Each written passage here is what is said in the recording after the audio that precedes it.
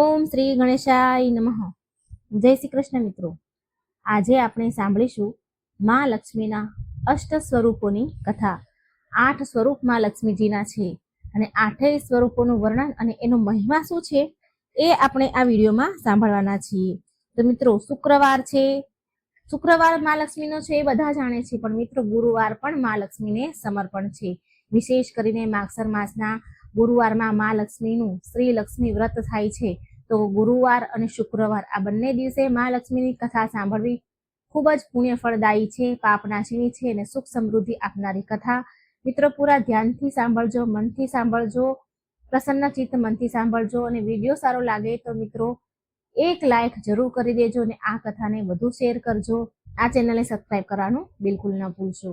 Comment બોક્સમાં મા લક્ષ્મીનું નામ શ્રદ્ધાથી એકવાર જરૂર લખજો. ઓમ મહાલક્ષ્મી નમો નમઃ. ઓમ વિષ્ણુપ્રિયાય નમો નમઃ. ઓમ ધનપ્રદાય નમો નમઃ. ઓમ વિશ્વજનનીય નમો નમઃ. મા લક્ષ્મી જે સંસારને વૈભવ અને સમૃદ્ધિ પ્રદાન કરે છે, એમની કૃપા જેના પર વરસી જાય તેના જીવનમાં ધન, સૌભાગ્ય અને ઐશ્વર્યનો અવિરલ પ્રવાહ વરસે છે. નિર્ધન પણ ક્ષણભરમાં રાજા બની જાય છે અને જેનાથી માં નિરાશ થઈ જાય એનો રાજમહેલ પણ વિરાન થઈ જાય છે. જ્યાં એમનો વાસ હોય છે ત્યાં કલેશ સમાપ્ત થઈ જાય છે, શાંતિ અને પ્રસન્નતાનો વાસ થાય છે. તો આ વિડીયોમાં આપણે સાંભળીશું મા લક્ષ્મીના 8 સ્વરૂપોની કથા, એનું વર્ણન. મા લક્ષ્મીના દરેક સ્વરૂપની મહિમા અપરંપાર છે. મા લક્ષ્મીનું દરેક રૂપ વિભિન્ન કામના પૂરી કરે છે. મા લક્ષ્મીના દરેક રૂપની પૂજા કરવાથી વ્યક્તિને અસીમ ધન સંપત્તિ અને ધનની પ્રાપ્તિ થાય છે. તો નંબર 1 છે આદિ લક્ષ્મી સ્વરૂપ. આ માતાજીને મહાલક્ષ્મી પણ કહેવાય છે. મહાલક્ષ્મીનો પહેલો અવતાર છે આદિ લક્ષ્મી મહાલક્ષ્મી. મહાલક્ષ્મી આરશી ભૃગુની દીકરીના રૂપમાં છે. શ્રીમદ દેવી ભાગવત પુરાણ કથા અનુસાર છે મહાલક્ષ્મીએ જ ત્રિદેવને પ્રગટ કર્યા છે અને એમનાથી જ મહાકાળી અને મહાસરસ્વતીએ અવતાર લીધો છે. જીવજંતુઓને પ્રાણ પ્રદાન કરવા વાળી આદિ લક્ષ્મી જ છે. મહાલક્ષ્મીથી જ જીવનની ઉત્પત્તિ થઈ છે. આ માં સૌભાગ્ય આપનાર છે. આ માં જ સૌભાગ્ય લક્ષ્મી પણ છે અને આ જ વૈભવ લક્ષ્મી પણ છે. પરણેલી સ્ત્રી જો મહાલક્ષ્મીને સિંદૂર ચડાવે અને પછી પોતે લગાવે તો આનાથી એને સદા સુહાગન રહેવાનો આશીર્વાદ પણ મળે છે. જો તમે નિયમિત તમારા ઘરે મહાલક્ષ્મીની પૂજા કરો છો તો તમારા ઘરે ધન ધાન્યની કમી નથી રહેતી. બીજા નંબરમાં છે ધનલક્ષ્મી માતા. ધનલક્ષ્મી જીવનમાં ધન અને યશની પ્રાપ્તિ માટે નિયમિત ધનલક્ષ્મીના રૂપની પૂજા કરવી જોઈએ. દેવી લક્ષ્મીનું આ સ્વરૂપ સમાજમાં કીર્તિ અપાવે છે. ધનલક્ષ્મીને પ્રસન્ન કરવા માટે શંખ, કોડી, કમળનું ફૂલ, મખના, પતાશા, ખીર અને ગુલાબ અને અત્તર વગેરે અર્પણ કરવા જોઈએ. ત્રીજા નંબરમાં છે ધાન્ય લક્ષ્મી. ધાન્યનો અર્થ અનાજ થાય છે. ધાન્ય લક્ષ્મી અનાજની દાત્રી છે. આ માને માં અન્નપૂર્ણાનું સ્વરૂપ પણ માનવામાં આવે છે. આ દેવી અન્ન સ્વરૂપમાં બિરાજમાન છે. ધાન્ય લક્ષ્મીને પ્રસન્ન કરવાનો સૌથી સરળ ઉપાય છે કે ક્યારેય અન્નની બરબાદી ન કરવી જોઈએ, અન્નનો બગાડ ન કરવો જોઈએ. જે ઘરમાં અન્નનો અનાદાર નથી થતો ત્યાં અન્નના ભંડાર ભરેલા રહે છે. 4 નંબરમાં છે ગજલક્ષ્મી. માં ગજલક્ષ્મી કમળના ફૂલ પર હાથી પર બિરાજમાન છે. આ માને કૃષ્ણ અને ઉર્વરતા એટલે કે ખેતી અને માટીના દેવી છે. ખેતી છે જે એના દેવી પણ ગણાય છે. આ માએ ભગવાન ઇન્દ્રને સાગરના ગાઢ ઊંડાણમાં શ્રીવિહીન થયા હતા તો તેને મેળવવા માટે ફરી મદદ કરી હતી. આ માતાને રાજલક્ષ્મી પણ કહેવાય છે, કેમ કે આ માતા રાજને સમૃદ્ધિ પ્રદાન કરે છે. 5મા નંબરમાં છે સંતાન લક્ષ્મી. સંતાન લક્ષ્મીમાં લક્ષ્મીમાનું 5મું સ્વરૂપ છે. આ સંતાન લક્ષ્મી માતા બાળકો અને ભક્તોને લાંબી ઉંમર પ્રદાન કરે છે. શ્રીમદ દેવી ભાગવત પુરાણ અનુસાર સનાતન દેવી તેમના સનાતના દેવી તેમના ખોળામાં બાળક સ્કંદને લઈને બેઠા છે. આ માતાનું સંતાન લક્ષ્મી માતાનું સ્વરૂપ સ્કંદ માતા જેવું છે. આ માતાની 4 ભુજાઓ છે. 2 ભુજાઓમાં કળશ ધારણ કર્યા છે, બાકીની 2 ભુજાઓમાં તલવાર અને ઢાલ છે. આ માતા તેમના ભક્તોની રક્ષા તેના સંતાનની જેમ કરે છે. આ સંતાન લક્ષ્મી માતાની પૂજા ઘરમાં સુખ સમૃદ્ધિની પ્રાપ્તિ લાવે છે. 6થા નંબરમાં છે વીરલક્ષ્મી માતા. આ વીરાલક્ષ્મી માતા વીરો અને સાહસી લોકોની આરાધ્ય દેવી છે. આ માતા તેના ભક્તોને યુદ્ધમાં વિજય પ્રાપ્ત કરાવે છે. આ વીરલક્ષ્મી માને 8 ભુજાઓ છે. આ માતાએ અલગ અલગ હાથમાં અલગ અલગ રીતના અસ્ત્ર શસ્ત્ર ધારણ કર્યા છે. વીરલક્ષ્મી માતા વ્યક્તિને સૌભાગ્ય અને સમૃદ્ધિ પ્રાપ્તિ કરાવે છે. 7મા નંબરમાં છે વિજયાલક્ષ્મી માતા. વિજયાનો અર્થ છે વિજય એટલે કે જીત. આ દેવીનું સ્વરૂપ જીતનું પ્રતીક છે. આ માને જયાલક્ષ્મી માં પણ કહેવાય છે. માં વિજયાલક્ષ્મીએ લાલ સાડી પહેરી છે, કમળ પર બેઠા છે. આ માને અષ્ટભુજા છે, જે વ્યક્તિને અભય પ્રદાન કરે છે. 8મા નંબરમાં છે વિદ્યાલક્ષ્મી માતા. વિદ્યાલક્ષ્મી જ્ઞાનની દેવી છે. માનું આ રૂપ આપણને જ્ઞાન, કળા અને વિજ્ઞાનની શિક્ષા પ્રદાન કરે છે. માં વિદ્યાલક્ષ્મીએ સફેદ સાડી પહેરી છે. આ માતાનું સ્વરૂપ બ્રહ્મચારિણી માતાની જેવું છે. આ માનું સ્વરૂપ બ્રહ્મચારિણી માતાની સાથે મળી આવે છે, જે મા દુર્ગાનું રૂપ છે.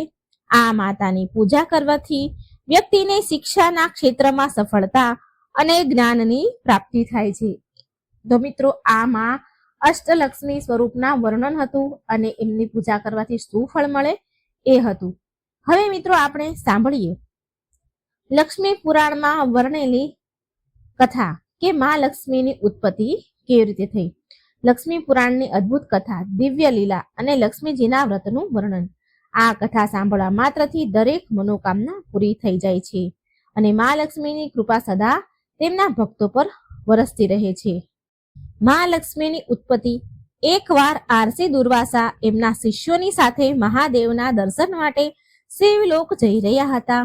એ જ માર્ગમાં સ્વર્ગના રાજા ઇન્દ્રદેવ પણ ઐરાવત પર બિરાજમાન થઈને ભ્રમણ કરી રહ્યા હતા. રસ્તામાં આરસી દુર્વાસાના મળવાથી સ્વર્ગ નરેશ ઇન્દ્રદેવે શિષ્ટાચાર પૂર્વક પ્રણામ કર્યા, સાથે કુશળ મંગળ સમાચાર પણ જાણ્યા.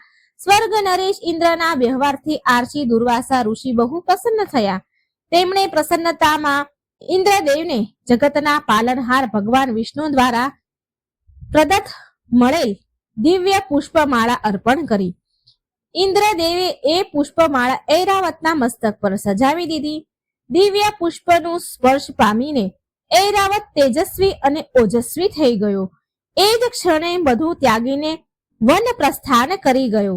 આ જોઈ આરસી દુર્વાસાનો ક્રોધની સીમા ન રહી.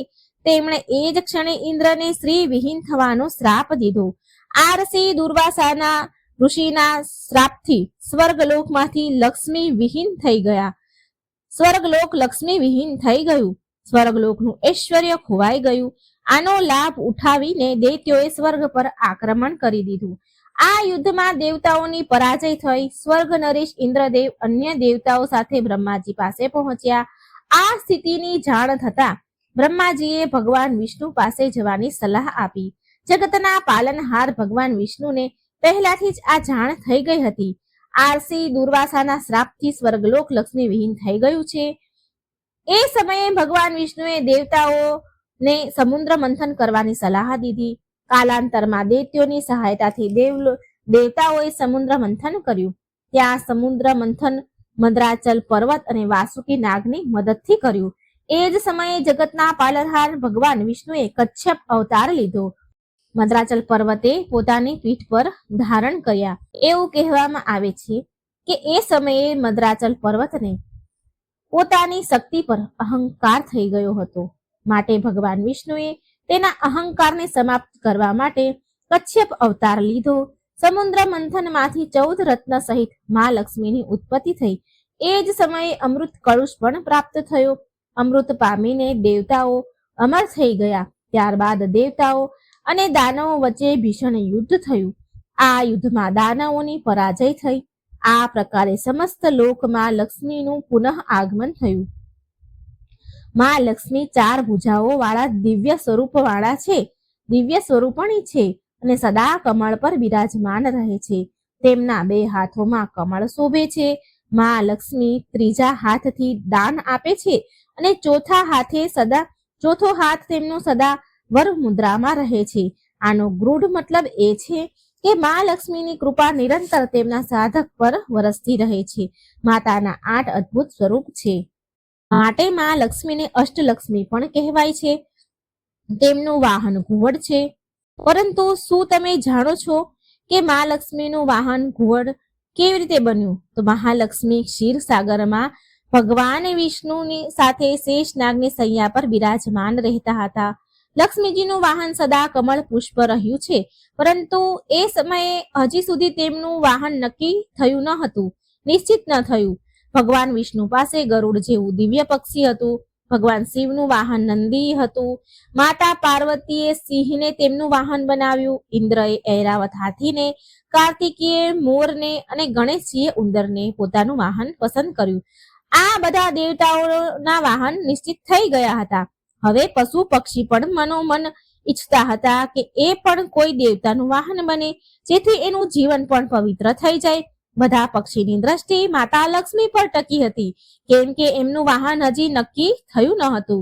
દેવી લક્ષ્મીએ હસીને કહ્યું, જે દિવસે હું પૃથ્વી પર ઉતરીશ એ સમયે જે સૌથી પહેલા મારી પાસે પહોંચશે એ જ મારું વાહન બની જશે.